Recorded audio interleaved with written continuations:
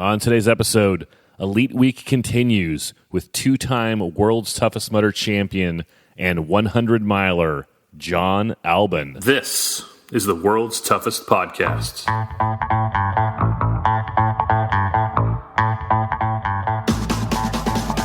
Welcome to the World's Toughest Podcast, where we talk about any obstacle course race you'd like, as long as that's World's Toughest Mudder.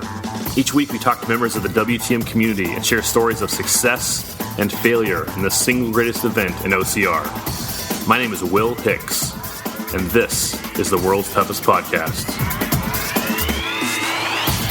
Welcome back to World's Toughest Podcast. My name is Will Hicks. Thank you for listening to the number one rated obstacle course racing podcast in the world. Today on the show, Jon Albon. Jon is one of the 7 men to run 100 miles at World's Toughest Mudder. In fact, he's one of the 4 men to run 105 miles or more, along with Ryan Atkins, Robert Killian, and Trevor Psychos. Jon won World's Toughest Mudder twice, back-to-back, in 2015 and 2016 as part of a team with Ryan Atkins. We're going to talk with Jon more in a minute. I just want to remind you of a couple things before we jump into our conversation with Jon. If you would like to win a free World's Toughest Podcast sticker, you should enter our So Smart contest for World's Toughest Mudder. Email me at worldstoughestpodcast@gmail.com with So Smart WTM in the subject line, and in the body of the email, give me your top 3 men and your top 3 women. The top 3 men, the top 3 women to finish at World's Toughest. Predict who finishes first, second, and third, men and women, and I will call you personally on the show to congratulate you, and I will mail you a sticker or 2. Don't get greedy. Second thing, be sure to leave a review on Apple Podcasts and on iTunes. We're coming up toward the end of the year. Your reviews count double now, so get them in there. And also, Jon and I talk about something that we don't talk about on the show very much, and it is the sport of skyrunning. Skyrunning is something that Jon has done this last year and dominated it. And we didn't talk about what it is in the conversation, so I want to just explain to you before we talk. Skyrunning is an extreme sport of mountain running above 2,000 meters or 6,600 feet, where the incline exceeds 30%. There's some other rules and regulations for what exactly is skyrunning, but it's basically extreme mountain running. So understand that when Jon and I talk about it. So, iTunes, So Smart. Don't forget, you can also win a free pair of Merrell shoes by texting the word TOUGH to the number 22828. That's TOUGH to the number 22828. We're talking with Jon Albon. Jon is one of the dominant forces in obstacle course racing today. This year, he has won the Spartan Race World Championship. He has won the Obstacle Course Racing World Championship 3K division and the Obstacle Course Racing World Championship 15K division. This weekend, he is going to Sparta, Greece, to try and win the Spartan Race Trifecta World Championship. You run a Spartan Sprint, Super, and a Beast over the weekend, and your combined time for the 3 races determines the winner. And if he wins that, he already won the Spartan World Championship last month. If he wins the Spartan Trifecta Championship this weekend, then he has a chance to go to Iceland and run the Spartan Ultra Beast World Championship. If he wins that race and runs 100 miles, he will win $1 million. So he's chasing that $1 million instead of running World's Toughest Mudder this year, which I totally get. We wish him the best. I think it would be awesome for Jon to take that $1 million and then run World's Toughest next year. Good luck, Jon. It's time to talk with Jon Albon. Let's go to the phones. Jon Albon, thanks for joining the show. No worries. Jon, you are a 2-time champion of World's Toughest Mudder. We're a few days out from World's Toughest Mudder. What do you feel when this time of year rolls around and you see the race coming up? I guess it's usually that big race, which is right at the end of the season. So part of you is really looking forward to being done. And another part is like kind of not really looking forward to the experience, but also it's like a really painful but rewarding experience. You're kind of half looking forward to it as well. It's a really strange feeling. It's a strange day. You said usually this is kind of a different year for you, though. You are chasing a big prize over on Spartan's side. Yeah, kind of. I mean, it would have been fun to do if I was at his mother again, but even if I wasn't going to the Spartan thing, I'm not sure if I would have come over. I don't know. It's interesting with what they're doing with the prize money and whether is there a bonus? There is a bonus. It's 115 miles for the man and 95 miles for the woman, $10,000. Yeah, which is because I mean they've not run the course at this event, this location before. So how do they even know what's possible or how the conditions are different things and stuff? So it doesn't really. I'm not even sure if they really know if it's possible either. So I always like to try and enter a challenge that I think would actually be possible. You're not wrong. Like, the winning man could have 75 miles. We have no idea. Yeah, exactly. And I mean, that's how it should be. They shouldn't keep trying to design the course so it can be done more and more miles, because then you're just going to be making the obstacles easier and the running easier as well. So really, there should be like a set limit for what people should be able to do on these things. But obviously, Tough Mudder think that you should be doing further and further distances every year instead of the same. It's not like we're getting that much better each year. It's just the fact that maybe the courses are changing, and at some point it'd just be not possible to go even further. Do you think they should have the same course or the same venue every year to kind of make it uniform, or do you think they should move it around? I don't know. I mean, I'd love them to move it around more, to be honest, because that's like what obstacle racing is about. It's always different and it's always new and it's always exciting.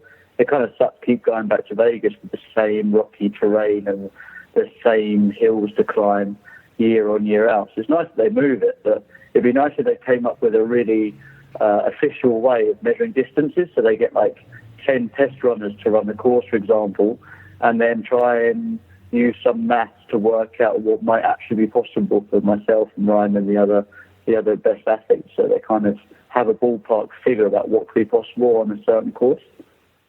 Do you mean measuring it as far as making sure that loops are exactly 5 miles, or measuring it like 100 miles is possible for the elite athletes? Yeah, like saying if you took 10 people and ran them around the course and they got an average time of like 45 minutes for one lap, and then tried to work out using Tough Mudder's past experience of holding this event, what they actually think is possible on this course, whereas instead it just feels like they're just adding 5 miles on each year, which it doesn't really seem fair because it's not like they plan the course to be any easier. What do you think about moving it to Atlanta, where it's the main thing Atlanta is known for is the mud on that venue? Yeah, so that's going to play make a massive deal. I mean, was it last year with the 8-hour events? A lot of people were saying the UK one was one of the hardest ones because of the mud and the terrain, so that can really slow you down. And then it gets muddier as more and more people run on the stuff as well. So it's like something that's going to slow you down throughout the 24 hours as well. It can get worse and worse. We kind of mentioned it offhandedly, but you will not be at World's Toughest this year. What are your plans for the end of the race season? Well, to be honest, my season has kind of ended now. Everything else is a bonus. So I planned my last event to be just this weekend, just gone, and I've just done that. But because I won the Spartan World Championships, I'm going to be heading off to the Sparta to the Trifecta World Championships. And if I win those and Spartan say that I'm qualified enough, I'll go to Iceland to try the 24-hour race there. And if I win that and do 100 miles, they said they'll give me $1 million. $1 million? It's still going to be hard, but have you thought about what you should do with $1 million? Yeah, obviously, I like to know probably what I would spend it on. But I'm trying to not actually think about the money, to be honest. I'm trying to think about things like running under the Northern Lights, how cool that would be, and try and concentrate on those sort of positive things apart from not just about money. So I've got better reasons to try and win and go there rather than just my money. You know, that's a good point. If you were to, strike it rich, do you think it would change? Like next year, would you race as hard next year, or would you, travel with the wife? Do you come back just for the racing, or Does the money... Yeah, I definitely race, but then I guess there'd be less pressure, so I could pick and choose races more based on which ones I want to do. Right now it's about 50-50. Some races I just really want to do, and some races I do because that's what has the biggest prize pot. But if I won $1 million, then it could just be like, oh, I do these ones because it's good money, and then this lot over here because they're just races I really want to do. You've dominated the world obstacle course racing circuit with the Spartan World Championships, with the OCR World Championships. The only race you haven't won individually is World's Toughest Mudder. Do you ever think about that? Like, that's the one you need to check off the list? No, I never really thought about it like that at all, to be honest. I mean, I'm pretty sure if I raced back before Ryan came on the scene, it wouldn't have been that hard, but now it's getting more and more difficult, I guess. But it was never really an event that I really looked at and idolised. I never really thought, wow, that event is actually crazy, I'd love to win that. I normally looked at it as kind of like a really cool experience, and you run around with lots of other people, and it's kind of more about what you get out of the event rather than being able to say that you won. I know you've done a lot of skyrunning this year. What are your favorite events to run? I love the skyrunning because it's like really cool. You get up in the mountains and you're in nature, and it's just you running over cool ridges, and that's really nice. Like I really like that. But then I also love to do obstacle racing because the fitness you get out of it is a really rounded fitness where you've got to be strong and adaptable and fast as well. So I like the combination of lots, and I think they complement each other. Skyrunning, it seems more of like an individual sport versus obstacle course racing, where there's a lot more, especially World's Toughest Mudder or Tough Mudder, where there's the teamwork and camaraderie. Do you think it requires a different thing to be out there just skyrunning? Even though it's beautiful, it's more of an individual sport. Yeah, it is individual, but then I think a lot of people like chat with each other when they're running around, and people make friends just the same. It's just with obstacle racing. Sometimes it's actually physically impossible to get around courses without helping each other. So you're kind of more forced into making friends in obstacle race, I guess. But most of the obstacle races I do is mainly about trying to go as fast as possible because I know I can do the course and I know a lot of people, so I don't need to make friends. So it's kind of more about me versus the course and anything else. It's funny you say forced to make friends. Like it or not, we're going to be friends, so get along. Practically. Yeah, that can be how it is because, I mean, it's just a strange thing because there's not many sports like that where you physically can't get over a wall unless you step on someone's shoulder. And then whether you want to chat with that person or not, pretty much you're going to be interacting with them and then you'll just be friends afterwards. So you will not be there this year, so you don't have to worry about anyone stealing any tips or secrets from you. If you were to tell one of those elites, like, hey, here's a trick to beat Ryan Atkins, what would you tell him? Probably just to make sure he's not racing, which I think he's doing the relay anyway, so I don't think that would be too much of a problem. What about a first-timer? It's their first time at Worlds. They're scared, maybe. What advice would you give that guy? I think to break it down like a lot is really helpful because it's a really big task psychologically to think that you're going to be doing this for 24 hours. And once you've done even 6 hours, to think you've got to do that 6 hours 3 more times, it really is daunting. But if you just concentrate on the next lap or the next step or the next obstacle, you break it down and just work your way through. And once you get past halfway, you kind of get in the groove and you just forget about everything and you just keep going. And then also, I guess, there's like the whole kit and nutrition, and there's thousands of things that can go wrong, and trying to control as many of them as possible, but really just be relaxed, be happy, and take everything as it comes. You say be relaxed and be happy. How do you do that, like at 3 a.m? I don't know. I mean, sometimes you get this feeling when you're doing something so completely crazy, you just smile at yourself and just think, what the hell am I doing? But then it's kind of like, I know it's sort of sadistic, isn't it? You kind of get a kick out of it, the fact that it's just so stupid, but so crazy at the same time and so amazing.